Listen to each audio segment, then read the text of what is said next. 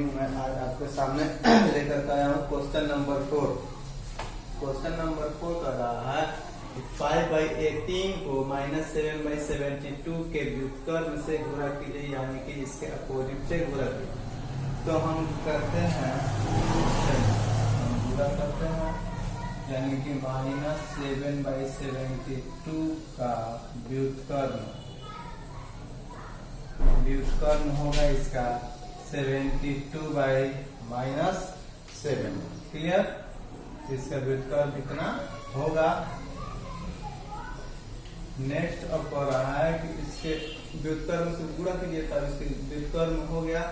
अब हम गुणा करते हैं 5/18 इंटू इसका व्युत्क्रम, यानी कि ये होगा, तो इसका अपोजिट ये होगा, तो इसका व्युत्क्रम से यानी कि ये होगा। इससे अब हम मल्टीप्लाई कर लेंगे, तो 18 4 जा 72, तब इसका हो जाएगा 5, यहाँ कुछ नहीं है तो 1 है, यहाँ बच गया 4, यहाँ बच गया -7। तब यहाँ मल्टीप्लाई करते हैं 5 में 4 से, तो 5 4 जा 20 -7। क्लियर? अब इसका व्युत्क्रम हम लिख देंगे -7/20, -7/20 नहीं बल्कि -20/7 ठीक है। अब आता है इसके बाद क्वेश्चन नंबर 5 कह रहा है, क्वेश्चन नंबर 5 कि -1/3। क्वेश्चन नंबर 5 देखते हैं, आता है क्वेश्चन नंबर 5। क्वेश्चन नंबर 5 कह रहा है कि -1/3 into 1/2 plus 1/4 equal to -1/3 equal to, यानी कि के रूप में कौन सा गुणधर्म है। तो इसका यानी कि गुणधर्म का नाम लिखना है। तो इसमें हम लिख देते हैं डायरेक्टली कि वितरण नियम। तो लिख देते हैं क्वेश्चन में दिए गए क्वेश्चन, यानी कि हाँ दिए गए क्वेश्चन में दिए गए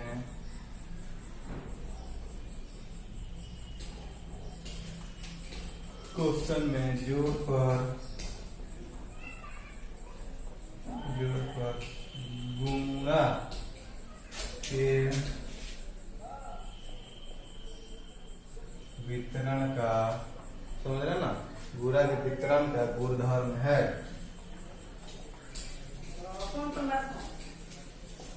गुणधर्म है, इसलिए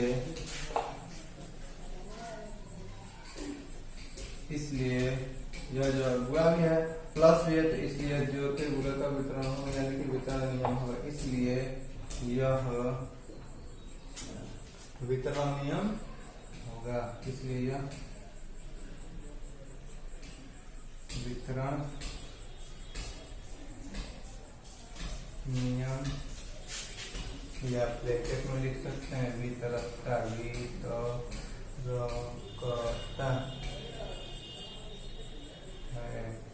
यही इसका नियम है, यानी कि इसका वितरण नियम, यानी कि वितरकता के गुणधर्मों का यह नियम है।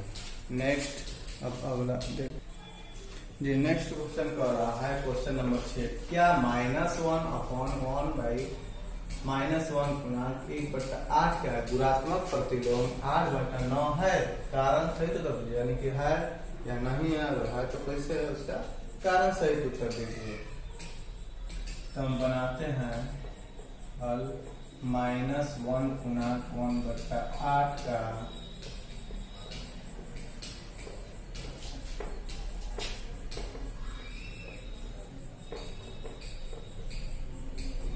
गुणात्मक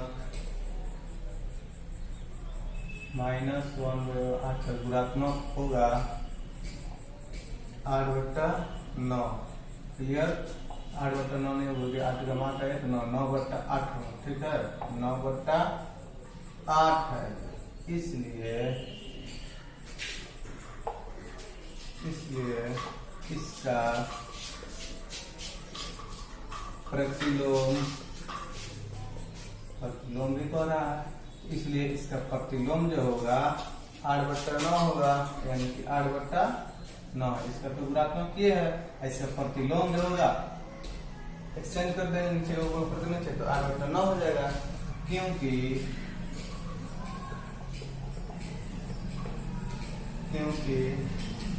-1 गुणा 1/8 और 8/9 का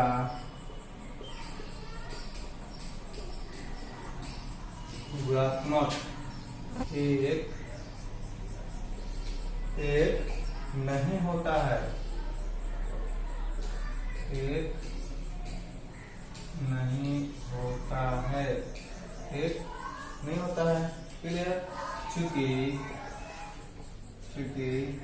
-1 गुना 1/8 गुने 8/9 क्लियर नॉट इक्वल टू 1। यह इसका क्लियर। नेक्स्ट अब देखते हैं इसके बाद। क्वेश्चन नंबर 7 हो रहा है, क्या 3 पूर्णांक 1/3 का गुणात्मक प्रतिलोम 0.3 है, क्यों अथवा क्यों नहीं। तो देखते हैं कि तो लिखते हैं कि 3 पूर्णांक 1/3 का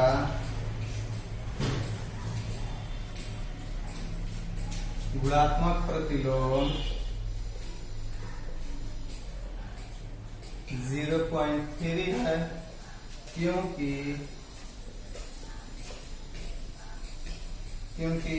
दोनों गुणनफल का गुणनफल एक होता है,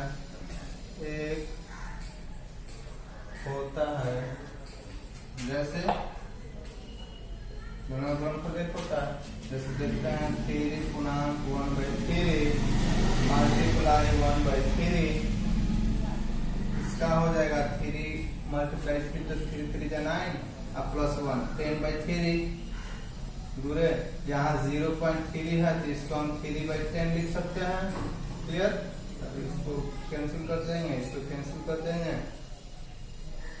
कैंसिल करने के बाद यहाँ हो जाएगा 1, इसलिए यही आपका आंसर है। क्लियर? इसके बाद चलते हैं next question 8 number. Question number 8 कह रहा है कि निम्नलिखित को वितरण नियम की सहायता से हल कीजिए। वितरण नियम की सहायता से हल कीजिए।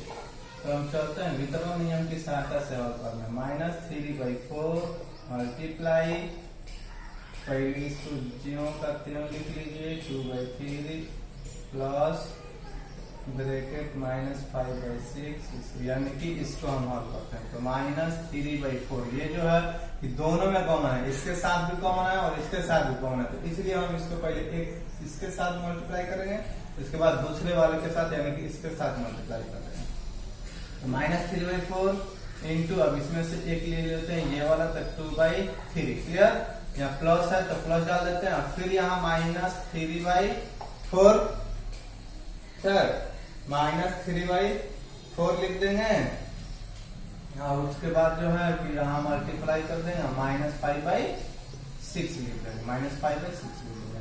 क्लियर? अब यहाँ जो कट रहा है उसको काट देंगे, जो कट रहा है उसको छोड़ देंगे। तो यहाँ 3 से 3 कट जाएगा। क्लियर? यहाँ 2 1 जा 2 और 2 2 जा 4 कट जाएगा। क्लियर?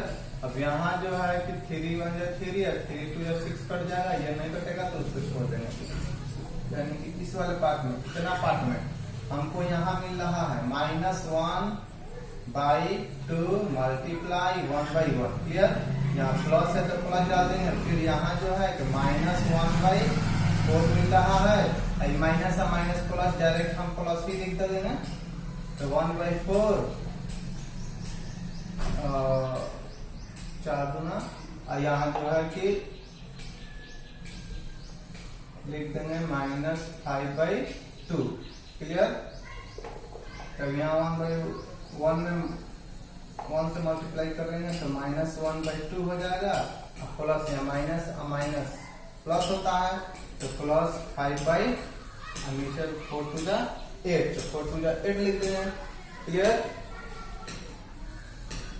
अब चलते हैं, अब इन दोनों का एलसीएम निकालते हैं। तो एलसीएम निकालने आप लोगों को आता होगा, तो उसी मेथड से 4 2 का और 8 का एलसीएम जब हम निकालेंगे तो हमारे एलसीएम आएगा 8, 2 और 8 का एलसीएम आएगा 8। तब 8 में इसके नीचे वाला से डिवाइड कर देंगे तो 2 4 जा 8 होता है, तो 4 में -1 से मल्टीप्लाई कर देंगे तो -4 हो जाएगा, प्लस 8 जा 8 तो 5 जा 5 हो जाएगा। अब यहाँ यानी कि क्लियर होगा, 5 -4 में से 5 सब्ट्रैक्ट करेंगे तो 1/8 बचेगा, तो इसका 1/8 हमारा आंसर हो जाएगा। क्लियर। अब चलते हैं उसी प्रकार दूसरे वाले का।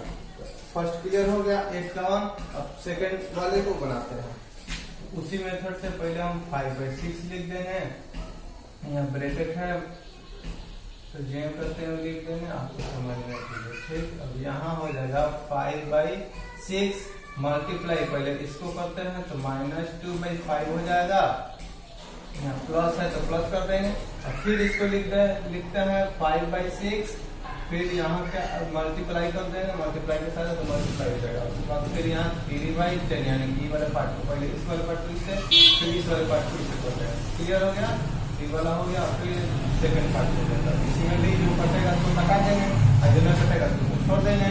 5 से 5 कट जाएगा, 2 1 जा 2 और 2 3 जा 6 हो जाएगा। उसी प्रकार इसमें 3 1 जा 3 और 3 2 जा 6, 5 1 जा 5 और 5 2 जा 10 हो जाएगा। तो इसका पहले हम लिख देंगे 1/3 मल्टीप्लाई -1/1, यहाँ कुछ नहीं तो 1 है, प्लस है तो प्लस, फिर यहाँ 1/2 मल्टीप्लाई 1/2। क्लियर। अब चलते हैं 1 में -1 से मल्टीप्लाई करेंगे तो 1/3 होगा, प्लस 1 में 1 से करेंगे तो 1/4 हो जाएगा। क्लियर। अब इसमें हम मल्टीप्लाई एलसीएम निकालते हैं, 3 और 4 का एलसीएम निकालते हैं तो 12 होगा, तो 3 में 12 से डिवाइड करते हैं तो 3 4 जा 12 होगा, तो 4 में -1 से मल्टीप्लाई करेंगे तो -4 हो जाएगा, यहाँ प्लस है तो प्लस कर देंगे, 4 से 12 में मल्टीप्लाई करेंगे तो डिवाइड कर देंगे तो 4 3 या 12 होता है, यानी कि 3 बार में जाएगा, तो 3 में 1 से मल्टीप्लाई करेंगे तो 3 हो जाएगा। क्लियर। तो अब हम यहाँ लिखते हैं -4 से 3 सब्ट्रैक्ट करेंगे तो यहाँ हो जाएगा -1/12। क्लियर। तो -12 जो आएगा, -1/12, यही मेरा आंसर हो जाएगा। तो क्वेश्चन नंबर 8 भी क्लियर हो गया, आप लोगों को समझ में आ गया होगा।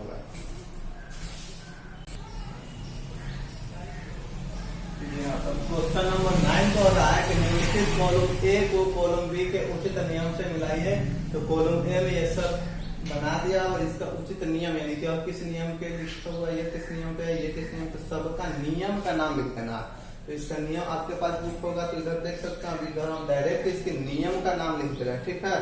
तो इसका सबसे फर्स्ट -1/2 प्लस है, यानी कि प्लस तो प्लस है, इसका होगा योग का क्रम विनिमय नियम। क्या होगा, इसका होगा योग का क्रम विनिमय, योग का क्रम विनिमय नियम। क्लियर। कॉलम बी यहाँ लिख देते हैं, कॉलम बी, कॉलम। क्लियर। योग का क्रम विनिमय नियम यानी कि क्रम विनिमय यानी कि योग, यानी कि योग का नाम दिया है, तो योग का यानी कि योग का क्रम विनिमय नियम। सेकेंड को रहा है 5/6 × 4/7, यानी कि मल्टीप्लाई वैसे ही दिख रहा है, तो इसको हम लिख देंगे इजीली के साथ गुणा का क्रम विनिमय नियम, यानी कि इसमें गुणा किया गया है, यानी कि गुणा किया गया, तो इसमें लिख देंगे गुणा का क्रम नियम, यानी इसमें गुणा किया गया है तो इसको लिख देंगे गुणा का क्रम विनिमय नियम। ठीक उसी प्रकार इसमें ऐड किया गया है, यानी कि योग का, तो इसको भी हम आसानी के साथ लिख सकते हैं योग का साहचर्य नियम, क्योंकि इसमें 3 स्टेप है, यानी कि 3 स्टेप है, तो इसको लिख देंगे हम कि योग का साहचर्य नियम, यानी कि ये वाला हो जाएगा आपका योग का साहचर्य नियम, योग का साहचर्य नियम।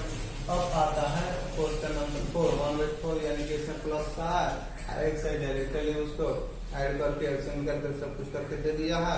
तो इसका हो जाएगा, क्या हो जाएगा आपका, इसका हो जाएगा संपूरक नियम।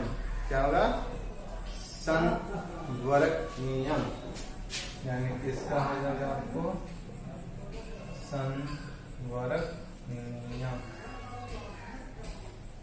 क्लियर। अब उसी प्रकार देखते हैं क्वेश्चन नंबर 5 का।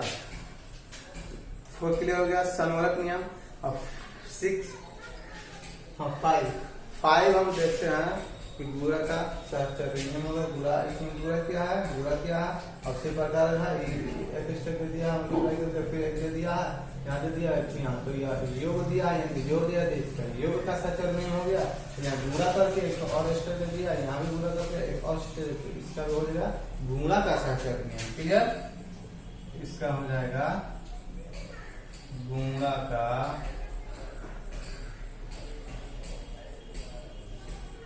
साहचर्य, गुणा का साहचर्य। क्लियर। अब आता है 6 में, हम देखते हैं -5/4 + 0 = -5/4। क्लियर। तो इसका हो जाएगा आपको योज्य तत्समक। क्या हो जाएगा, योज्य तत्समक। क्लियर। इसका योग तत्समक हो जाएगा। अब इसका आ गया 7 का -8/3 × 1 = -8/3, यानी कि डायरेक्टली पर दे दिया है, यानी कि 7 नंबर आपका हो जाएगा गुणात्मक तत्समक। यानी गुणा के साथ दिया है तो गुणा हुआ है, तो हो जाएगा गुणात्मक तत्समक। क्लियर। अब आता है 8 नंबर। 8 नंबर है 5/2 मल्टीप्लाई, यानी कि ऐड भी है, इसमें जोड़ भी है और इसमें गुणा भी है। इधर भी देखिए गुणा भी है, फिर जोड़ करके फिर गुणा भी दिया है, तो योग भी है और गुणा भी है, यानी कि दोनों भी है। तो जब दोनों होगा तो हो जाएगा वितरण नियम, यानी कि वितरण नियम, यानी कि दोनों उसको वितरण करना पड़ेगा, अलग अलग छाटना पड़ेगा। मल्टीप्लाई या ऐड दोनों है, तो इसलिए उसका हो जाएगा वितरण नियम। अब है इसमें गुणा को, यहाँ है डायरेक्टली 5/3 × 3/5 = 1, यानी कि गुणात्मक प्रतिलोम हो जाएगा। एक दूसरे का प्रतिलोम दिया, यानी कि उल्टा दिया, यहाँ 5/3 दिया तो इसका अपोजिट 3/5 दिया, यानी कि प्रतिलोम हो जाएगा, यानी कि गुणात्मक प्रतिलोम है। ठीक है ना। इसका भी हम लिख सकते हैं गुणात्मक प्रतिलोम, गुणात्मक प्रतिलोम,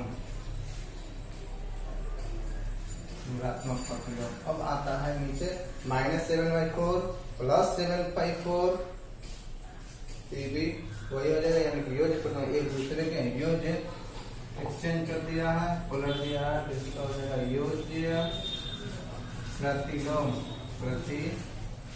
यानी कि विलोम। क्लियर। आई होप कि आप सब समझ गए होंगे। बाकी अब अगले। Thank you.